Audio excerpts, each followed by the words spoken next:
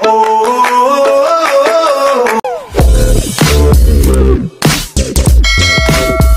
mga underserved areas? Well, this is the whole point of this project. It's a massive project that we have done. Dahil nakita natin kaagad na may mga areas na hindi talaga nagkakaproblema sa tubig. Kaya natin tinulungan dahil itong project na ito. At saka malaking PPP project ito, kaya naman nabuo. At now I'm very happy to be able to say that yung mga ibang lugar na dati ay hindi regular ang kanilang supply ng tubig ay magkakaroon na ng regular na supply, and that's the important thing. That's really what this is all about. Alam naman ninyo, binubuo natin yung Department of Water Management, binubuo natin, marami tayong ginagawa sa NIA para sa water management din, at lahat ng ating private sector partners ay tumutulong para nga dito sa ating mga ginagawa, dahil napakahalaga, napaka-importante na magandang supply natin ng tubig, at lalong-lalo na sa mga malalaking syudad na nauuna na dyan ay siyempre yung NCR. Ngunit kailangan pa rin natin tignan ang mga iba't ibang highly urbanized areas, dahil meron din silang problema sa tubig, at kailangan natin tugunan yung problema na yan. So this is a very, very good beginning. I hope it inspires other PPP projects that will bring a good supply of water, affordable supply of water, a good supply of clean water to the what were previously underserved areas. Next question, Alvin. Mr. President, magandang umaga. Sir, can you at least give us an idea of a preview of your upcoming third SONA?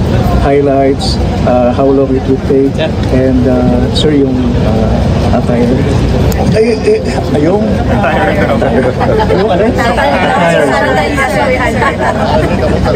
well, wala, it's a SONA. Ganun pa rin, ibabalita ko kung ano yung mga naging progress dun sa ating mga ginagawa.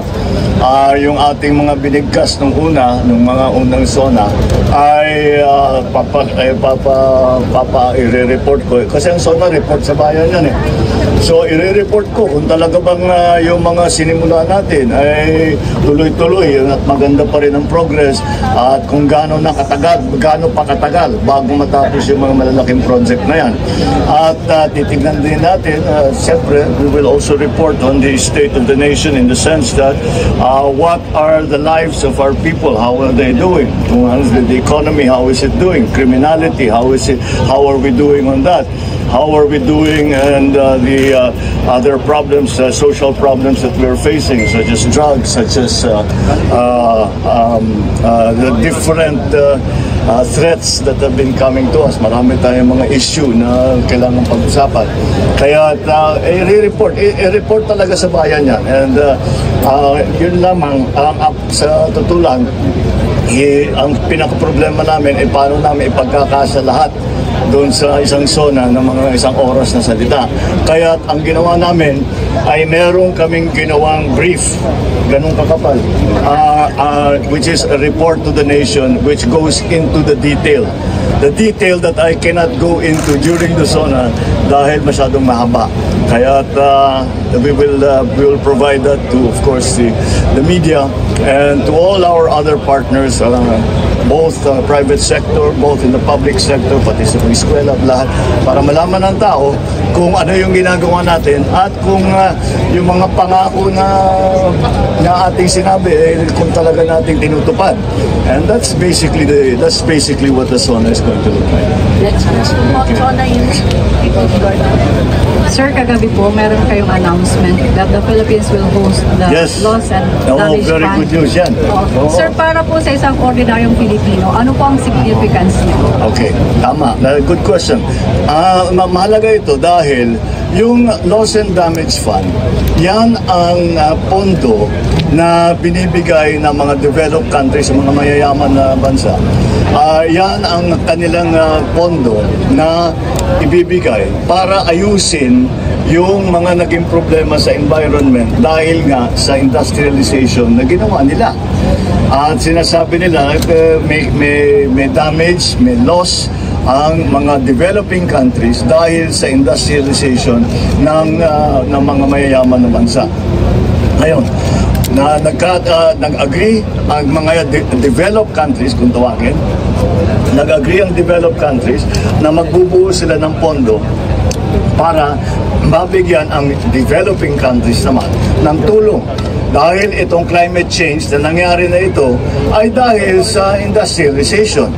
At kaya naman ang sinasabi natin, ang mga halimbawa, gawin na lang natin halimbawa yung Pilipinas. Ang Pilipinas ay wala namang kinalaman sa climate change. Wala tayong ginagawa, wala tayong nilalagay sa environment na sumira at nagkaroon ng global warming, nagkaroon ng mga El Nino na ganito, mga bagyo na ganito. Wala naman tayong kinalaman dyan. Kaya naman dapat suportahan tayo ng mga developed countries.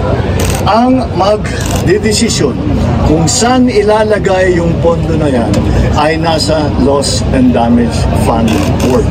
Ngayon, ang Loss and Damage Fund Board ay mag-host ay ang Pilipinas.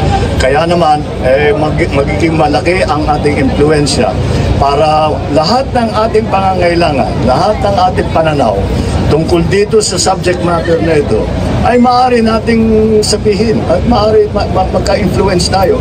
Kung sasabihin natin hindi nyo naisip ito o ang kailangan nyo na gawin ay ganito. Lahat ng mga ganyan, may boses tayo na malakas. Yan ang pinaka-importanting resulta sa pag-host ng Pilipinas sa Loss and Damage Fund Board. Next question, Kat Badiente. Good evening, Mr. President. Sir, the camp of Pastor Apollo Tibuloy question to yung motives ng mga private individuals na nag-offer po ng reward, 10 million reward for his arrest. Bakit daw po tumanggap ang government donation from the private sources? Bakit hindi? Bakit hindi government? Bakit hindi? They want to help us bring a fugitive to justice. You know, he is a fugitive. He is hiding from the law. Now, if there are private citizens who want to assist the government in that effort to bring him to justice, I do not see what is any. So he can question their motives as much as they want, but magpakita siya. I question his motives. Let me question his motives. Bakit lagi kaming kine-question? Sinusundan lang namin ang batas. Sundin din niya ang batas. Yun lang. Last question, Catherine. Morning, sir. Light topic from that heated question. A lot of people were surprised when Bimbi and Joshua Aquino visited the Yes. First Lady yesterday. Can you tell us more about the nature of the visit and the relations between the Marcos and Aquino families post-EDSA? Well, paliwanag naman yung last part of until the presidency of Noynoy, talagang we were on other sides of the political aisle. The reason na pinuntahan nila si First Lady ay simple lamang. Nangailangan I think it was Chris Aquino who needed some assistance for something. What the reports did not say is that Lisa is their aunt. Dahil ang kanyang auntie ay napangasawa si Don Pepe na the eldest brother of Cory. So they are related. Kaya't hindi naman nakakapagtaka. Kilalang kilala niya yung mga pamangkin niya very well. So they came at nagbiyahe sila. Bumalik, may dalang pasalubong. Yun lang naman. Dinala nila yung pasalubong kay First Sir, Lady. follow-up, ano po yung assistance na hinihingi ni Chris Aquino from the Marcos administration? Wala nang. It's just, I think it was just to help them for their travel, for their travel arrangements. So tumulong si First Lady at yun lang, sabi lang papasalamat sila. And so I think it was a very fine gesture on the part of the Aquino family. I think it was